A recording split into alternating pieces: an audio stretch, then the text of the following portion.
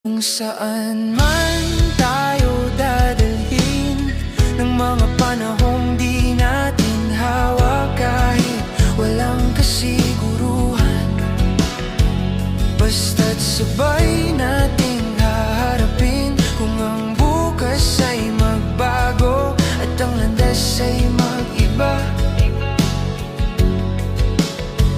kung saan man tayo dadalhin, sabay pa rin akong lalakad. May mga pangarap na nagbabago, may mga takot na dumarating, pero kapag